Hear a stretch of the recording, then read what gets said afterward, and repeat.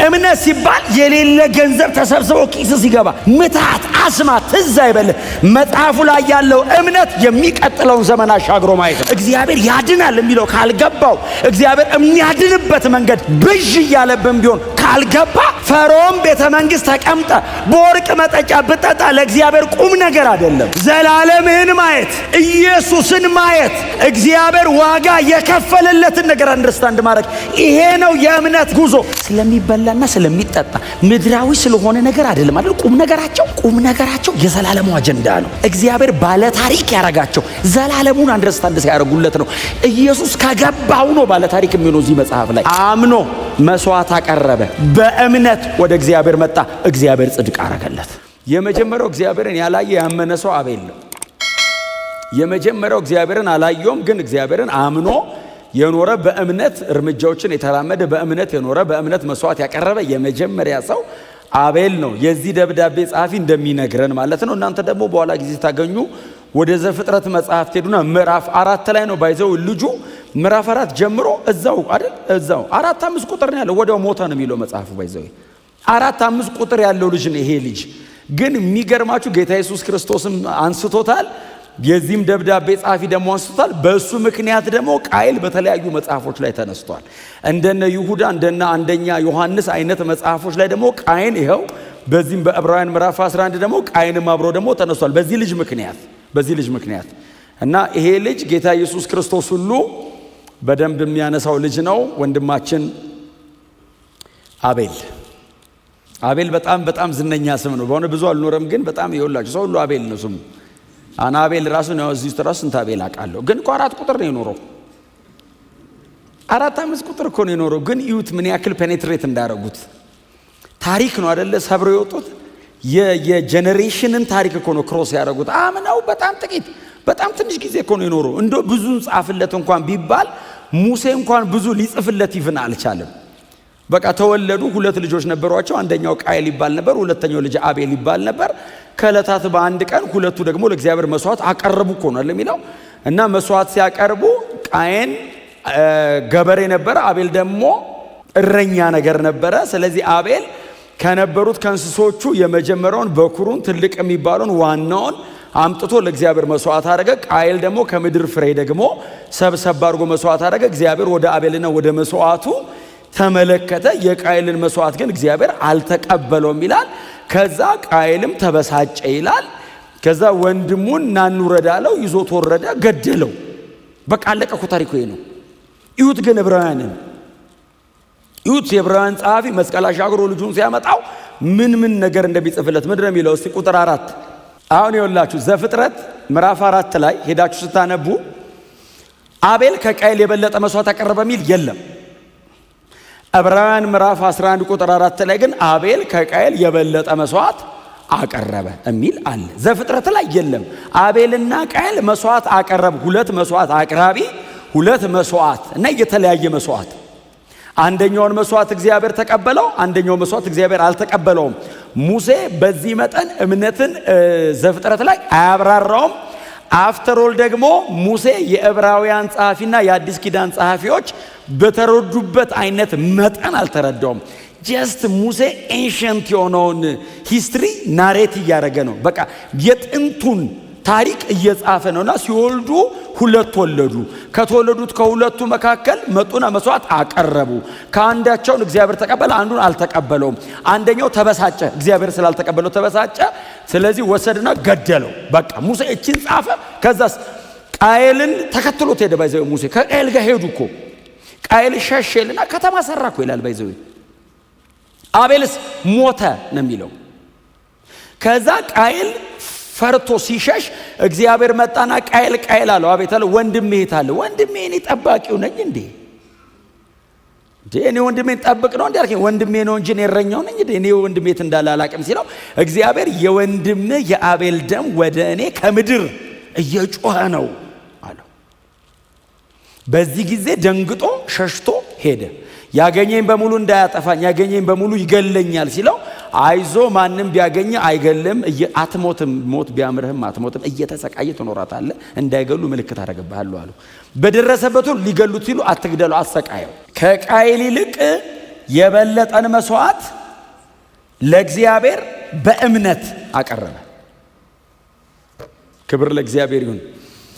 አቤል ከቃየል ይልቅ የበለጠን መስዋዕት በእምነት ለእግዚአብሔር አቀረበ። በጣም የሚከበቡ ቃላት አሉት አይደል? አሁን የዕብራውያኑ ጸሐፊ ሲጽፍ ምንድነው? የመጀመሪያው የበለጠ መስዋዕት፣ ቀጥሎ በእምነት አቀረበ። እነዚህ በጣም ከባባድ ቃላት ናቸው። ቃየል ጋር የሉም፣ አቤል ጋር ነው ያሉት። ጀስት ቃየልም እኮ ዝም ብሎ ሰብሰብ አድርጎ አምጥቶ ለእግዚአብሔር እኮ አቅርቦለታል። የአቤልን ግን ሲጠቅሰው የሚበልጥ መስዋዕት ይለዋል። ክብር ለኢየሱስ ይሁን። ግሬተር ኢን ወርዝ ነው ባይዘዌ በእንትን ደረጃ ቢታይ ራሱ የአቤል ይበልጣል። በፖርሽን አይደለም፣ በቫሊዩ ቢደረግ የአቤል እጅግ የከበረ ነው። አምጥቶ አቅርቦታል። እግዚአብሔር እንደሚፈልገው አድርጎ አቅርቦለታል። ቀጥሎ በእምነት ነው ያቀረበው። የአቤል መስዋዕት የሚቀመጠው እምነት ላይ ነው። እግዚአብሔርን አምኖ ነው ያቀረበው። ቃየል ጋር እምነት የለም፣ ሰልፍ ሰፊሸንሲ ነው። ዝም ብሎ በቃ ሰብሰብ አድርገው ያው አቅርቦት ነው ሄደው። አቤል ግን እምነት አለው መስዋዕቱ ላይ። እምነትን ደግሞ ከላይ አይተነዋል። ስለዚህ ሆፕ አለው ማለት ነው። እግዚአብሔር ለሙሴም ሳይነግረው፣ ሙሴም ሳይረዳ፣ ሙሴም ሳይጽፍልን እምነት ሁል ጊዜ የሚመሰረተው እግዚአብሔር በሚሰጠው ተስፋ ላይ ነው። ስለዚህ እግዚአብሔር ለአቤል ሪቪል ያደረገለት ነገር አለ። እምነቱ የተመሰረተው እዛ ላይ ነው። አንዳች የተረዳው ነገር አለ። ወድቋል፣ በኃጢአት ውስጥ ነው ያሉት። አባትና እናቱ እግዚአብሔርን በአካል እናቀው ነበር፣ ኤደን ገነት ነበረ የምንኖረው፣ በሰራነው በደል ምክንያትን የተባረር ነው ብለውታል። ስለዚህ ይሄ ልጅ ተስፋ ያደርጋል። አንድ ቀን ከእግዚአብሔር ጋር ተመልሰን እንታረቃለን። አዎ እግዚአብሔር ይመልሰናል። አዎ ከኤደን ገነት ሲያባረራችሁ ምን ብሏቸዋል? ከሴቲቱ የሚወለደው የእባቡን ራስ ይቀጠቅጣል፣ እባቡ ደግሞ ሰኮራውን ይቀጠቅጣል። ስለዚህ ኦኬ ኤክስፔክቴሽን አለው እግዚአብሔር። አዎ የሚወለድ አለ ከሴቲቱ ብሏል። አዎ ስለዚህ አምነዋለሁ። እግዚአብሔር ሆፕ አለው ማለት ነው። ስለዚህ ተስፋ ስላለ አምናለሁ። እግዚአብሔርን አምነዋለሁ። በእምነት የተሻለ ነገር ለእግዚአብሔር አቀረበ። ስላመነ ነው የሚበልጥ ነገር ያመጣው። ስላመነ ነው እግዚአብሔርን የሚመጥን ነገር ይዞ የመጣው። ካላመነ ሆፕ ከሌለ ወደፊት፣ ተስፋ ከሌለ ወደፊት ዝም ብሎ አቅርቦት ነው የሚወጣው። ተስፋ አረገ። አንድ የይሁዳ እንደ ታልሙድ ነገር ነው፣ ዳሃር የሚሉት እንደ ታልሙድ ነገር ነው። እግዚአብሔር ለአቤል የአይሁዳውያን የሕግ መምህራን የሚጠቀሙት ነው። እግዚአብሔር ለአቤል ገልጦለት ነበር ይላሉ። ቀጥሎ የአቤልን መስዋዕት እግዚአብሔር መስዋዕት መቀበሉን የሚያረጋግጠው በእሳት ነው። ወስጄዋለሁ አልወሰድኩትም አይደለም የሚለው እግዚአብሔር። መጽሐፍ ቅዱስ ላይ በሙሉ የቀደመው ኪዳን ላይ ካያችሁ ለእግዚአብሔር መስዋዕት ከቀረበ እግዚአብሔር የቀረበው መስዋዕት መቀበሉን የሚያሳየው በእሳት መልሶ ይወስደዋል። ስለዚህ እግዚአብሔር ለአቤል መስዋዕት ምላሽ ነበረው ነው። ቃየል አየባይዘው የሚሆነው ነገር እሱ እንደ ፍጥር ጥሩ አድርጎ ነው ያመጣው። እግዚአብሔር ቢቀበለው ጥሩ ነው፣ ባይቀበለውም ግን በቃ ይኸው ብሎ። ይሄኛው ልጅ ግን ተስፋ ነበረው፣ እምነት ውስጥ ዋለ። ክብር ለአዳኛችን ለኢየሱስ ይሁንለት።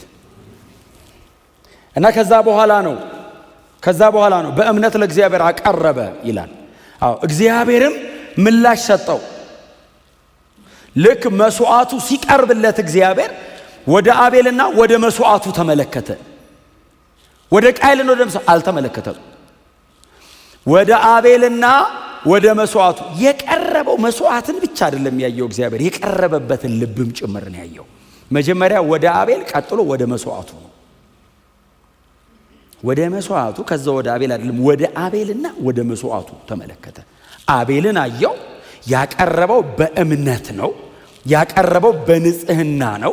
ያቀረበው እግዚአብሔር በሚፈልገው መንገድ ነው። ስለዚህ እግዚአብሔር የአቤልን መስዋዕት አፕሩቭ አረገው። እቀበለዋለሁ አለ። እግዚአብሔር መስዋዕቱን ለመቀበሉ ማረጋገጫ ጽድቅ አድርጎ ቆጠረለት። አይደል የሚለው በእምነት አቀረበ በኋላ ካለ በኋላ እግዚአብሔር ስለ ስጦታው በተናገረ ጊዜ ዘፍጥረት ላይ የለም። እግዚአብሔር ስለ መስዋዕቱ ምንም አላለም። ተቀብያለሁ ነው ያለው። እዚህ ጋር ግን ምንድነው የሚለው? እግዚአብሔር ስለ ስጦታው በተናገረ ጊዜ እርሱ በእምነት ጽድቅ እንደሆነ ተመሰከረለት። እግዚአብሔር ከሰማይ አፕሩቭ አለ። ዲካዮስ ምን ማለት መሰለህ? የኔ አይነት የአዲስ ኪዳን ክርስቲያን አይነት አይደለም እየተወራ ያለ። ጀስት ራይቸስነስ ነው የሚወራው፣ ግን ቢንግ ጀስቲፋይድ ማለት አይደለም። ተስፋ አለ ነው። ይሄ ልጅ አየው የእግዚአብሔርን የማዳኛ መንገድ አንደርስታንድ አድርጎታል። እግዚአብሔር የሚቀበለው መስዋዕት ምን አይነት እንደሆነ ልጁ አንደርስታንድ አድርጓል። ሳልቬሽንን መንገዱን አንደርስታንድ አድርጎታል። ስለዚህ በእምነት ጽድቅ አድርጎ ቆጠረለት እግዚአብሔር። ሰው ሳልቬሽንን አንደርስታንድ ሲያደርግ ብቻ ነው ይሄን ቃል የሚጠቀሙት። ዲካዮስ የሚለው ቃል ዝም ብሎ ቃል እንዳይመስል ሰው ብድግ ብሎ አም ራይቸስ የሚለው አይደለም። እግዚአብሔር ከሰማይ ነው ራይቸስ የሚለ።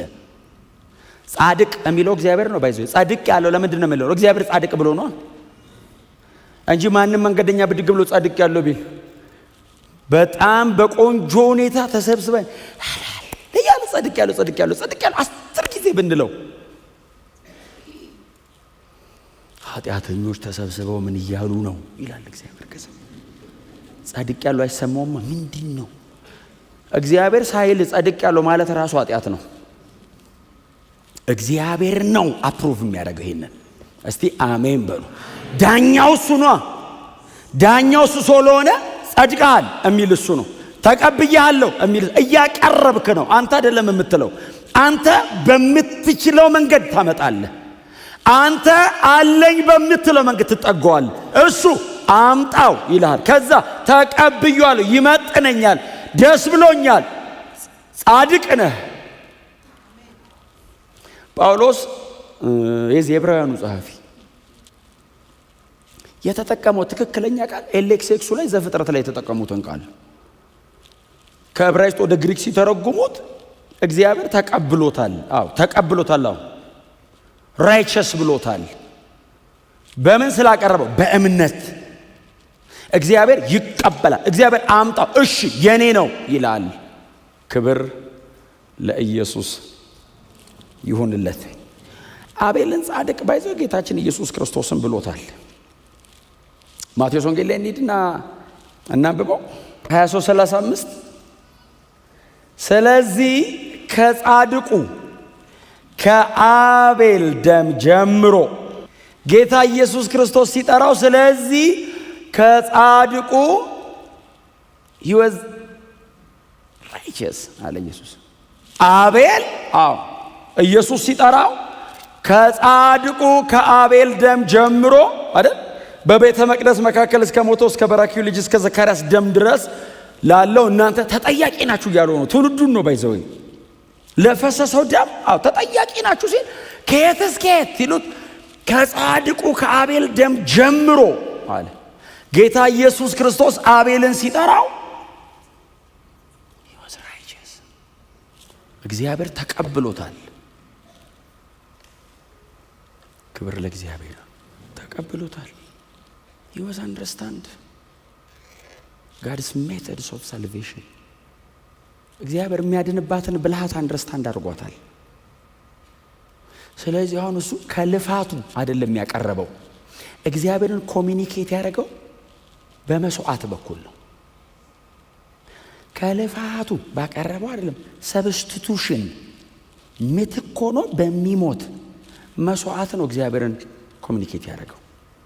አቤልና እግዚአብሔር የተገናኙት አቤል ባመጣው በለፋው ባላበው በታገለው አይደለም የተገናኙት። ሌላ ተሰውቶ ነው አቤልና እግዚአብሔር የተገናኙት። ደም አለ ፈሶ ነው አቤልና እግዚአብሔር የተገናኙት። ተቀብየዋለሁ አለ እግዚአብሔር። እግዚአብሔር በዚህ መንገድ አይነት መስዋዕት ነው የምቀበለው ነው ያለው። የኃጢአት ስርየትን መስዋዕት ደም ተይዞ ነው የሚመጣው ነው ጋር አለ። በመካከል ሰብስቲቱሽነር ተክቶ የሚገባ መስዋዕት ያስፈልገኛል አለ። ስለዚህ የአቤልን እግዚአብሔር አየውና ተቀበለው። አቤልና ቃየል የተለያዩ ሁለት ዘር ሆኑ ባይዘው። ይሄኛው መሲያኒክ ላይን ውስጥ ገባና የሴቲቱ ዘር ሆነ፣ ያኛው ደግሞ የእባቡ ዘር ሆነ ባይዘው። the seed of serpent ሆነ ያኛው። ይሄኛውስ የሴቲቱ ዘር ውስጥ ገባ። በመስዋዕት ለእግዚአብሔር አቀረበ። ያኛውስ በመግደል በአመጽ ቀጠለ። ባይዘው the whole ስለ ቃየል የተጠቀሰውን ሂዱና እዩ እናንተ። ምናልባት አንዳንዱን በጣም በስፋት ማንሳት ሊከብደን ይችላል እንጂ ይሁዳ 11 ላይ እንሂድ። 1:11 ላይ ምንድነው የሚለው? ወዮላቸው ይልና በቃየን መንገድ ሄደዋልና። አመፀኞችና የእግዚአብሔር ፍርድና ቁጣ የሚጠብቃቸው ነው ባይዘው የሚናገረው።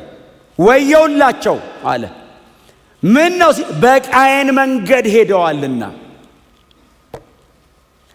ዘርን የለዩት አቤል በእምነት በመካከል መስዋዕት አቅርቦ በደም በኩል ከእግዚአብሔር ጋር ተገናኘ።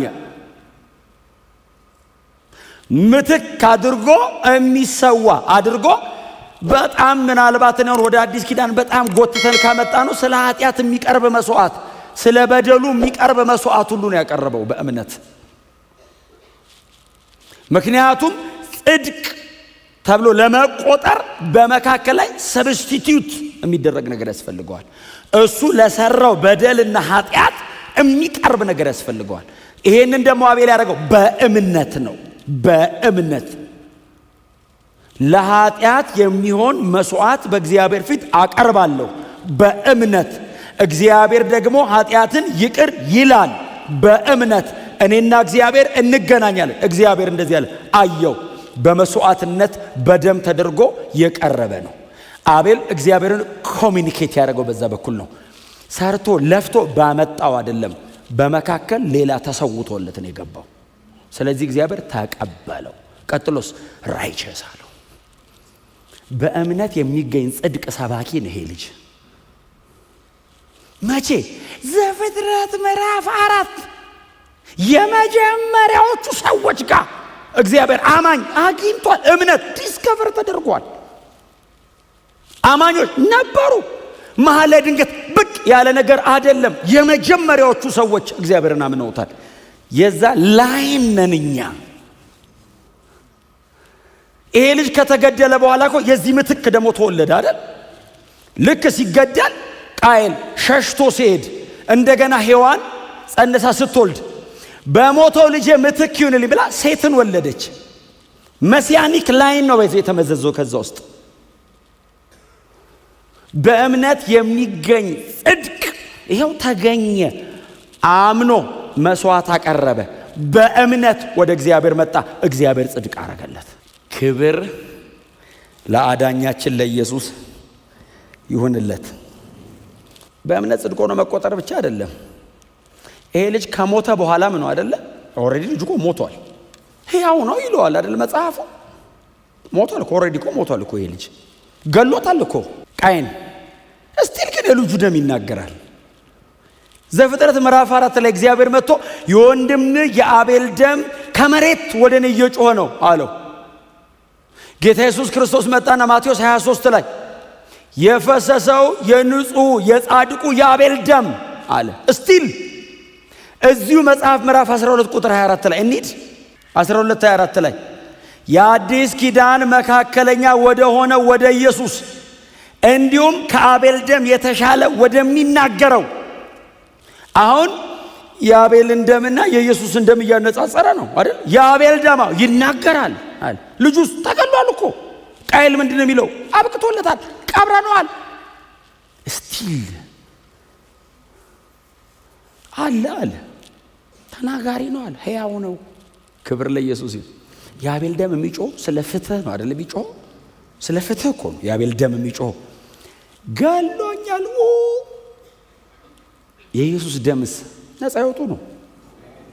ለኛ ነው። የኢየሱስ ደም ለኔ ነው። የአቤል ደም ስለ ራሱ ነው የሚጮህ፣ ስለ ፍትህ ነው የሚጮህ። ግን እስቲል ይጮሃል አለ ጌታ ኢየሱስ። እስቲል ይጮሃል አለ ደግሞ የዕብራውያኑ ጸሐፊ። አብ ደሙ እየጮኸ ነው አለ። ስለምን? ጀስቲስ፣ ፍትህ። ዝም ብሎ ስለሚገደሉ ይጮሃል የአቤል ደም አለ። የኢየሱስ ደም መጣ ስለ ኃጢአተኞች፣ ስለ በደለኞች ሞት ስለተፈረደባቸው የሚጮህ ደም። የአዲስ ኪዳን መካከለኛ አለና ከዛ ደም ይልቅ የበለጠ ወደሚናገር ወደ ክርስቶስ ደም ደርሳችሁ የልጁን ደም ግን ይተረቀቱን ሄደው በእምነት የተደረገ ጉዞ 4 ቁጥር ብቻ የፈጀቻት መስለም እንትኗ ስብስብ ብላ ካቤል ያልተናነሰ እኮ እነ ማቱሳላ ወስደዋል። አሁን ማቱሳላ 900 እንደዛ አካባቢ ምን አልሰራበት ዝም ብሎ እኮ ነው። ከዛ ቀጥሎ ሁለተኛ ማን ነው? ያሬድ ብዙ የኖረው ደግሞ 960 ምናምን ነው እሱ። አስቡት እንግዲህ ከዛ ደግሞ አዳም 930 ምናምን። ይሄ ልጅስ በጣም ትንሽ ግን ይሁት ኢየሱስ ሜንሽን አረግ ማቱሳላ ነው ኢየሱስ ሜንሽን አድርጎ ታውቃለህ? ምን ያረጋል? ለወንጌል እውነት ከእግዚአብሔር ጋር ታሪክ የማትሰሩበት ዘመን ምን ያረጋል? አይቆጠር ምን ያረግልናል? የሚቆጠር ከሆነ በህይወት ካለን እንደዚህ በህይወት ካለን ለእግዚአብሔር ልጅ ወንጌል ኖረን እንሙት። እስቲ አሜን በሏ። ይሄ ልጅውን የከሰረ አይመስልም? የተጎዳ አይመስልም? ለእግዚአብሔር ብሎ ወግኖ ከእግዚአብሔር ጋር ተራምዶ የቀረ መንገድ የቀረ አይመስልም? ና እስቲ እንሂድ ብሎ የተታለለ አይመስልም? የተታለለ የተሸወደ አይመስልም?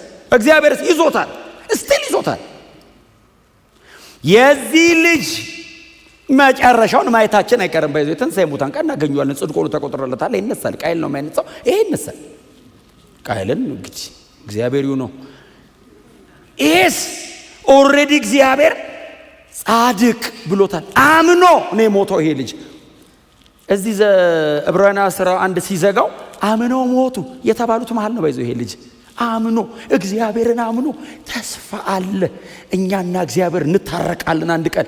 በምን? በእኔ ሥራ በትጋቴ በልፋቴ ከዱር ለቀሜ ባመጣሁት ሳይሆን በመካከል መስዋዕት በሚሆን በሚፈስ ደም በእምነት በኩል እግዚአብሔርና ሰው አንድ ቀን ይታረቃሉ። አንደርስታንድ አድርጎታል። የእግዚአብሔርን ማዳኛ ሪዴምቲቭዋን እቺ የቤዛነቷን መንገድ በደንብ አንደርስታንድ አድርጎታል። በጣም ጥቂት እኮ ነው የኖረው። እግዚአብሔርስ ቦግ አረገለት። ታውቃለህ? ከፍጥረት መጀመሪያ ጀምሮ በመገለጥ ነው አባቶቻችን የኖሩት። ቦግ አለለት። ማንም የሚያስረዳው የለም። አዳም ሊነግረው የሚችለው ነገር ቢኖር በድለን ተባረርን ነው የሚለው። አዳም ሊነግረው የሚችለው ነገር ቢኖር ባይዘው ቁጭ ሲሉ እስቲ አባቴ አሁን ወጣቶች ስለሆናችሁ እኮ ነው ወደፊት ነው የምታወሩት እንጂ በጣም ትልቅ ሰዎች ሲያወሩ ያኔ ይላል አዳማውን እድሜ ሄዷል። እነዚህ ልጆች አባቴ እስቲ ሚሞሪን ሲሉ ኤደን ገነት እያለን አቤት ኑሮ ከእግዚአብሔር ጋር አንበሳ አይናከስም ነበር ብለህ ነው እንደምታወራው? ኤደን ገነት አይደለም። እኔና እግዚአብሔር ፊት ለፊት እናወራ ነበር ነው ቁም ነገሩ። እግዚአብሔርና እኛ አብረን ማውራታችን እንጂ አውሬና ምናምን እሱ አይደለም። በሰላም ምንድነው ሰላም? ምግብ ነበር፣ የቤት ኪራይ የለም፣ ልፋት የለም፣ አያልብም። እሱ አይደለም። ከእግዚአብሔር ጋር ነበረ ምንኖረው። የእግዚአብሔር ድምፅ ኤደን ገነት ይመላለስ ነበር። ይገርምሃል፣ የእግዚአብሔርን ፕሬዘንስ ፊት ለፊት አክሰስ እናደርገው ነበር ሲል ይሄ ልጅ ቁጭልና አንድ ቀን እግዚአብሔር ይሄንን ይመልሰዋል። እና እግዚአብሔር በነፃ ሰጥቶ ነው ሉዝ ያደረግ ነው። በመካከል መስዋዕት የሚሆን ይመጣልናል። መስዋዕት የሆነ አካል ይሆንልናል። ደም ይፈሳል። እግዚአብሔርና ሰው ድጋሚ ይጨባበጣሉ፣ ይመልሰናል። ባይወደን ኖሮ አያስወጣችሁም ነበር ይላቸዋል። ስለሚወደን ነው። የህይወት ዛብት በላስ ኖሮ ሰው ቁጭ ብለ ለዘላለም ኃጢአተኛ ያደርግ ነበር። እና ከእናቴ የሚወለደው ከሴቲቱ የሚወለደው ምናምን ብሎ እሱ የሚገባው ሔዋን ናት። ከሴቲቱ የሚወለደው እኛ ይገባናል ኢየሱስ እንደሆነ። አቤልስ ብለርድ እያደረገበት ገብቶታል። ባይዘወይ እኔ በእውነት ነው የምላችሁ እግዚአብሔር አይናችንን ይክፈተው። እዩዋቸው እስቲ ሰዎቹን ባለታሪኮቹን እዩዋቸው። ስለሚበላና ስለሚጠጣ ምድራዊ ስለሆነ ነገር አይደለም አይደል? ቁም ነገራቸው የዘላለሙ አጀንዳ ነው። እግዚአብሔር ባለታሪክ ያረጋቸው ዘላለሙን አንደርስታንድ ሲያደርጉለት ነው። ኢየሱስ ከገባው ነው ባለታሪክ የሚሆነው። እዚህ መጽሐፍ ላይ እግዚአብሔር ያድናል የሚለው ካልገባው፣ እግዚአብሔር የሚያድንበት መንገድ ብዥ እያለብን ቢሆን ካልገባ፣ ፈርዖን ቤተ መንግስት ተቀምጠ በወርቅ መጠጫ ብጠጣ ለእግዚአብሔር ቁም ነገር አይደለም። ሰማይና ምድር ራሱ ያልፋል። ከፈርዖን ቤት ወክ አድርገህ ወጥተህ ስለ ክርስቶስ መከራ ብትቀበል እግዚአብሔር ቫልዩ ያደርገዋል። ይሄ ነው የእምነት መንገድ። መሬት ላይ ቁጭ ብለህ ሰማይ ማየት፣ ዘላለምህን ማየት፣ ኢየሱስን ማየት፣ እግዚአብሔር ዋጋ የከፈለለትን ነገር አንደርስታንድ ማድረግ፣ ይሄ ነው የእምነት ጉዞ። እምነት ትዝ ሲል በሽተኛ ሲፈወስ ትዝ አይበልህ። እምነት ሲባል የሌለ ገንዘብ ተሰብስቦ ኪስ ሲገባ ምታት አስማት ትዝ አይበልህ። መጽሐፉ ላይ ያለው እምነት የሚቀጥለውን ዘመን አሻግሮ ማየት ነው። ዘላለምን ነው አንደርስታንድ ያደረገው ይሄ ልጅ። ሂስቶሪያንስ ታሪክ ጸሐፊዎች ቢጽፉ ስለ አቤል አይጽፉም፣ ስለ ቃየል ነው የሚጽፉት። ጀግና ነበር ገደለ ብለው፣ መጽሐፉስ ነፍሰ ገዳይ ነው ብሎ ቆርጦ ጣለው። ይሄኛውንስ ልጅ ጻድቅ ነው አለው። ታውቃለህ? ጻድቅ ለምን? በእምነት እግዚአብሔር ጋር ተጠጋ። እግዚአብሔር ስለተቀበለው እኮ ነው የተናደደው እኮ። ለምን እግዚአብሔር ተቀበለ እኮ ነው። ወንድሜ ለምን በለጠኝ እኮ ነው። ሲዝ ዲያቦሊካል የሆነ ሐሳብ ዲመኒክ ነው ተውቱ። ዲመኒክ መቼም የእግዚአብሔር አይሆንም። ባይዘው ወንድሜ በለጠኝ እና እንዲህ ልግደለው ስትራቴጂ ነድፎ ወንድሙን በኢየሱስ ክርስቶስ ምንስ ቢቀርብህ እንዴ ያገኘውን ብድግ አድርጋ ሰጠውም እንዴ ለወንድምህ። አሁን እኔ ሁላችሁ ቸርች አይደለም እየወራሁ ያሉት የሥጋ ወንድምህ አብረህ አንድ ቤት አድርገህ እኔ ወንድም አለኝ እንዴ እምችለውን በሙሉ ሆኜ እንደው ብድግ ቢል እምችለውን በሙሉ ሆኜለት ካለበት ቢጨምር ምን ማለት ነው? የተሻለ ሆነ ብሎ መግደል which is demonic። እባቡ ይሄ እኮ ነው የወደቀው።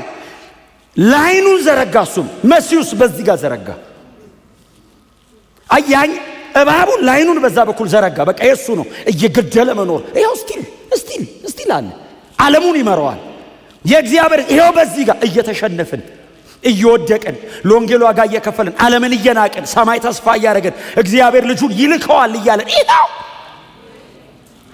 ዓለም ሉዘር ትበለን፣ ዘላለም ገብቶናል። ዓለም የፈለገችውን ትበለን፣ ኢየሱስ ይመለሳል።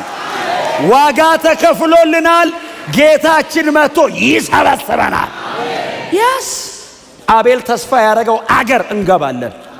አቤል ተስፋ ያደረገው መታረቅ፣ ታርቀናል። ታረቅን እኮ ታረቅን። ኢየሱስ መሃል ላይ መካከለኛ ሆኖ ቀረበ። አየ አቤል ያቀረበው አይነት መስዋዕት አይደለም። የአቤል መስዋዕት ደካማ ነው። እግዚአብሔር ቢቀበለውም ጻድቅ ቢለውም አቤልን ግን ከሞት ሊያድነው አልቻለም። ይሄኛው መስዋዕት ኢየሱስ ነው። እኔን ለማዳን እኔ አይደለም ያቀረብኩት። ይሄኛውን መስዋዕት አብ ነው ያቀረበው። በጋ አቅራቢ አብ ሆነ። አይ የለውም አንድ ነው ያለው። የበኩር ልጅ አንድ ነው ያለው። የዓለምን ሁሉ ኃጢአት ማስወገድ የሚችል በግ አንድ ነው ያለው። አንድ አለኝ ያለ አብ። አቤል እዛ ጋር ከነበሩት መካከል የተመረጠው ነው አይደል ያቀረበው። በእንትን ደረጃ በጣም ከፍተኛ ገንዘብ የሚወጣበትን ነው። ምንም ጉዳት የሌለበትን ነው። በጣም የሚሳሳለት ነው። ቢኖር ብዙ የሚጠቅመውን አምጥቶ ይሄው ለእግዚአብሔር አለ። መስዋዕቱ ብቻ ደግሞ አልነበረም። እምነት ከስራ አረገበት። አዎ ተቀበልኩት፣ ጻድቅ አልኩት። አዎ እኔ ደግሞ ላቅርባ አለ። ለምን እንዲህ እየሰራን አንጸድቅማ? እኔ ላቅርብና ልቀበላችሁ አለ። ራሴ መስዋዕት አቅርቤ ራሴ ደም አፍስሼ ልጄ ደሙን ይዞ ገብቶ እኔ እቀበላችኋለሁ። ከዛስ እናንተስ አቅርበው አይደለም ያለን እግዚአብሔር፣ እመኑ ያለን እግዚአብሔር አቅርበው፣ እኔ አማኝ ነኝ። አቤልስ ራሱን ያቀረበው መስዋዕት ራሱ። አሁንስ እኔ አላቀርብም። በምን አቅሜ ነው ማቀርበው? የለኝም።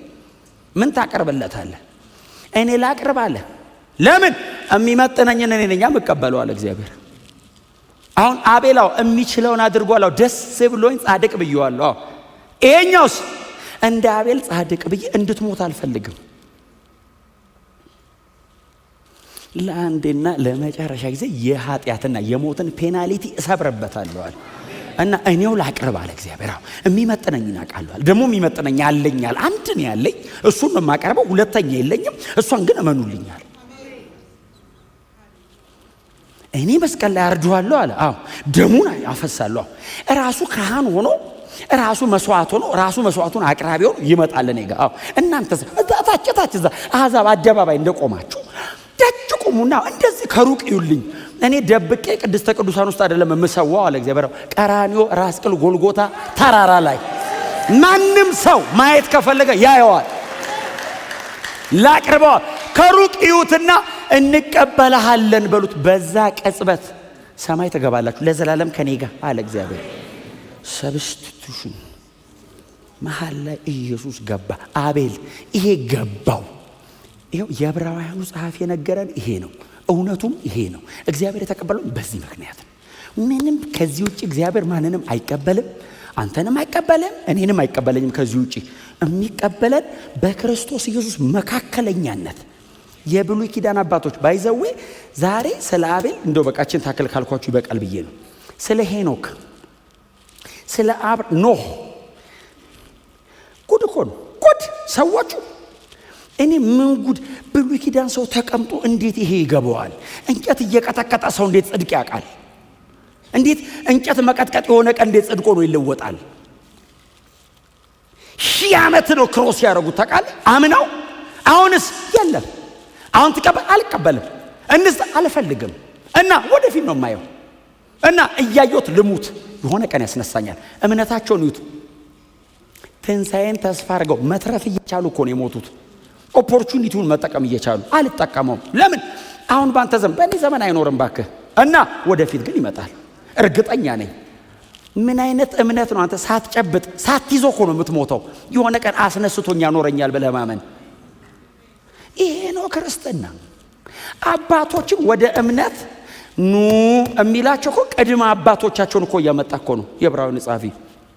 የዛሬ 2000 ዓመት እኮ የኛ እኮ አባቶቻችን ናቸው እነዚህ።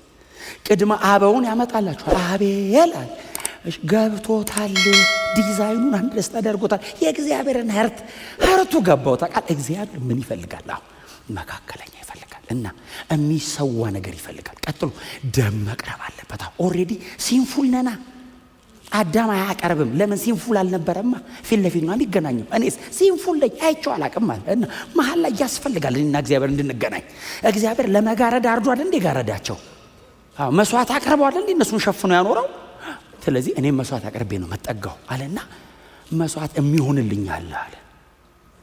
ጽድቅ ሆኖ የተቆጠረው ባይዘው ባቀረባት ነገር ብቻ አይደለችም፣ ባየውም ነው። አማኝ ነዋ ተብሎ የገባው ተስፋ የምናደርገው ነገር እርግጥ ነው አለ። ኢየሱስ ይመጣል እርግጠኛ ነኝ አለ። ሰማይ ሌላ ሰማይና ሌላ ምድር ይመጣል አለ። እውን ነው ብሎ ነው ያመነው ባይዘው አቤል። ሙሴ በደንብ ስላላለው ነው ያልጻፈልን። ይሄው ዕብራውያን ጻፈው። እነሱ አምነው ሞቱ፣ እንደዚህ ተሳልሞት። እኛስ ይዘናል ባይዘው። እኔ ሰሞታ አምኖ ሞት አይደለም የምባለው፣ ይዣለሁ። እኔ ኦልሬዲ ድነቴን ያግኝቻለሁ። የዘላለም ሕይወት አለኝ፣ መንፈስ ቅዱስ በእኔ ውስጥ አለ እና ስትሞት አምኖ ሞተ አይደለም የሚባለው። አንቀላፋ ይዞ ዳውን ፔመንት ይዘህ ነው የምታንቀላፋው። ቀብድን ይዘህ ለቤዛ ቀን የሚባል ማህተም ላይ ያለ እኔ የቤዛው ቀን መቼ ነው? ኢየሱስ የሚመጣበት ቀን እና እግዚአብሔር ብትሞት ይቀሰቅሳል። ባይዘው አሉ ያው ተቀብሏል። አንሳው ተረክ ከመቃብር እድሜ አታቃጥሉ። ዥዋዥዌ እየተጫወታችሁ እድሜ አታቃጥሉ። ቀጥ ያለ ህይወት ኑር። እስቲ አሜን በሏ። ምን ይቀርብሃል? ምን ይቀርብሃል? እውነቴን እኮ ነው የምነግርህ። ከወንጌል ጋር ይነጻጸራል የሚቀርብ ነገር። አሁን ዘንድሮ ሰው ተሰብስቦ አጨበጨበልህ፣ ተፋብህ። ልዩነት አለው ለአንድ ሳምንት።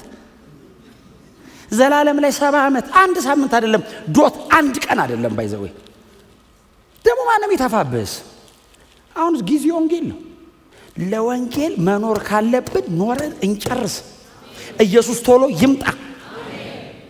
የሚያፈጥን አይነት አማኝ ዲዛይኑ ገብቶናል። ኢየሱስ ስለ ኃጢአተኞች ይሞታል አይደለም፣ ሞቷል። ምን ቀረ? መመለሱ እና ተስፋ አረጌ። አማኝ እንደዚህ ነው የሚኖረው። ዓለም ሞኝ እያለችው ቃየል ይሄ ጅል ነው ባክ ቆይ ወስጄ ልግደለው ይላል። እሱ ብልጦ ነው። እሱ ብልጦ ነው። በቃይ ወየውላቸው ተባለ። ባይዘው ወይ እሱ እንዳይመስልህ የሱን መንገድ የመረጡ እሱማ ቶ ወየው ቃል የለም ለሱ የሱ መንገድ ለመረጡ ራሱ ወየውላቸው። ለምን? የቃየል መንገድ መርጠዋል።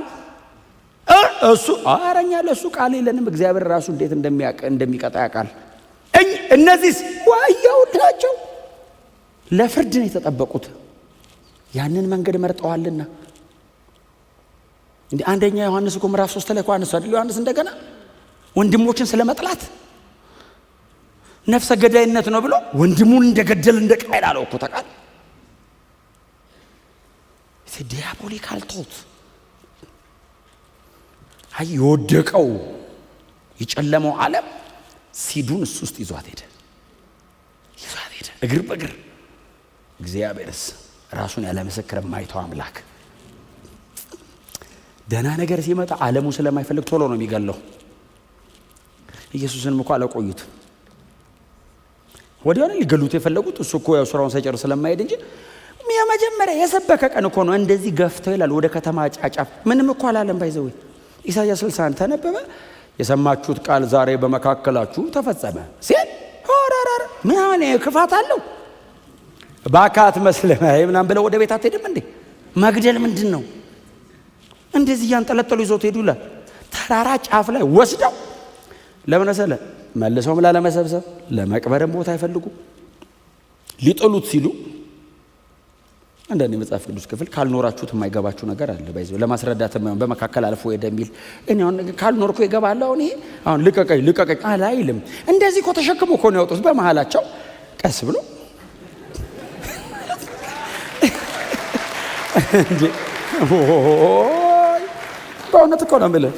እንዲያውም በመካከል አልፈህ ትሄዳለህ ምናምን መባል ነው እንዴ? እኮ እንደሱ እኮ አይደለም እኮ ፕራክቲካሊ እኮ አሁን በመካከል አልፈህ እንደሱ ማለት ብቻ አይደለም። ባይዘው እንዴ እያዩት እኮ ነው በመሃል እንደዚህ ወሰደ ወርውራው ጣለው ፈጥፍጠው ሲል የነበረው ሰውዬ ዳንታ አይነት የተነሳ ነብይ የለም በል። እነሱ ናቸው ከወረደ ብለው እኮ በመካከላቸው ታላቅ ነብይ ተነሳለ የሚለው እኮ እዛው ምዕራፍ ላይ እኮ ነው። ወርውራው ያለው ሰውዬ ለምን ገና ነው አያያያይ በለመደጃቸው ብሎ የቃየል እሱስ የአቤል ሳይድ ነው። ኦፍ ኮርስ ጊዜው ደርሷል አለ። ደግሞ የሆነ ቀን የሰው ልጅ ሊሰዋ ነው ሲል ስቀለው ብለው ወስደው ገደሉት። ርህራሄ የሮም ነገስታቱን እንደው ቃጣቸው ሊለቁት እንደገና እነ ጲላጦስ ቃጥ እንዴ ሰው የራዳት የለብት ስቀለው የአቤል ዘር ነው አንፈልገውም ሲሉ እግዚአብሔር መካከለኛ ነው አለ እና ስቀለው ያለው ሰው የራሱ እንዲድን ነው። ዘንድሮ ገዳዮቹን እንዲያድን እኮ ነው ኢየሱስ። የእግዚአብሔርን ዲዛይን አንደርስታንድ ማድረግ ነው እምነት። እምነት እዚች ጋር የሆነች ነገር አድርገ ነው የምንወጣባት አለች መኖሪያ ነው እምነት። የቃይልን ባይዘው እዚች ጋር ያለች አክቲቪቲ አይደለችም። the whole manner ነው አይደል? የሚኖረው ህይወቱ ማንነቱ ነው። ቃይል ማንነት ነው። የሆነ ቀን እድስ ያገኝ በልጭ ይላል። ወንድምን መግደል፣ አሳዶ ማጥፋት በቃ በፍጹም ማየት አልፈልግም። ለምን? በለጠኛ፣ ሸፈነኝ። እግዚአብሔር እሱን ተቀብሎ እኔን እንዴት አይቀበለኝም? በምን መንገድ ተቀበለ ብለህ መጠየቅ አይቀልም? አብረህ እየተቀባበሉ ለመኖር አንተ በምታቀርበው መስዋዕት እግዚአብሔርን ያገኘኝ። እኔ ደግሞ በተለይ ደግሞ አቀርባለሁ ያለኝን የመጨረሻውን የከበረውን መካከለኛውን በእምነት አቀረብኩለት። እግዚአብሔር ጻድቅ አለኝ፣ አፕሩቭ አረገልኝ። እንዴ እኔ አቀረብኩለት አለ እንዴ እንደዚህ በዛ አረጌ ሲል ሰልፍ ሰፊሸንሲ ነው ይሄ። እችላለሁ እኔ ያውንካ ምንም ማለ አስፈልግም። እኔና እግዚአብሔር እንገናኝም እንዴ አላየውም። ባይዘው ከነጭራሹ ባይዘው ለካ አይደለም አረመው አስተካክለው አይደለም ያለው። ኢቭን እንደዛ ለማለት የአቤል መንገድ ነው ለመታረም ራሱ ልክ የቃየል መንገድ ከነጭራሹ እግዚአብሔር አያየው፣ አይቀበልም፣ አይፈልገውም። ወደ ቃየል ነው ደመሰውቶ አልተመለከተም ነው የሚለው። አልተመለከተም። በክርስቶስ ኢየሱስ በኩል አይቶናል። በክርስቶስ ኢየሱስ በኩል እግዚአብሔር የሰው ልጆችን ተቀብሏል። በእውነት ነው የምነግራችሁ፣ በመካከል የሚሰዋ ነገር ከሌለ ሰው በራሱ ጽድቅ በትግል በጥረቱ አይድንም። እግዚአብሔር ጻድቅ አይለውም፣ አይቀበለውም። እግዚአብሔር ሊቀበለው የሚችለው ብቸኛ ነገር መካከለኛ መስዋዕት የቀረበበት የክርስቶስን መንገድ ብቻ ነው። ምናልባት እኛ መካከል እንግዳ ሆናችሁ የመጣችሁ ሰዎች ካላችሁ ለእናንተ ነው አንዱ መልእክት። ግን ደግሞ ለእናንተ ብቻ ግን አይደለም፣ ለኖርነውም ቅዱሳን ነው። የክርስቶስ ኢየሱስን መካከለኛነት እግዚአብሔር አይደራደርበትም። ከዛ ውጭ እግዚአብሔር የሰው ልጆችን ተቀብሎ አያውቅም፣ ወደፊትም አይቀበልም። የብሉይ ኪዳኖቹን እንኳን የተቀበላቸው ኢየሱስ ይመጣል የሚለው ገብቷቸው ነው። አዲስ ኪዳን ላይ ያለነውም እኛ ክርስቶስ ኢየሱስን ይዘንና ተመልክተን ብቻ ነው ምንድነው። በዘላለም ውስጥ እግዚአብሔር አንድ መዳኛ ነው ያለው፣ እሱም ልጁ ነው። ከኢየሱስ ውጪ ብሉይም አዲስም መዳኛ የለም። የቀደሙት እንደዚህ አይተው ነው፣ እኛ ደግሞ እንደዚህ አይተን ነው። በዘላለም ውስጥ በታሪክ መካከልም የቆመው ክርስቶስ ኢየሱስ ብቻ ነው። ያለ ኢየሱስ እግዚአብሔር ሰው አድኖ አያውቅም፣ ተቀብሎ አያውቅም፣ አይቀበልም። ማንም ብቁ በእግዚአብሔር ፊት መሆን አይችልም። ማንንም እግዚአብሔር ጻድቅ ሊለው አይችልም። እግዚአብሔር ጻድቅ የሚለው የቀረበለትን መስዋዕት ሲቀበል ብቻ ነው። ክብር ለኢየሱስ ይሁን።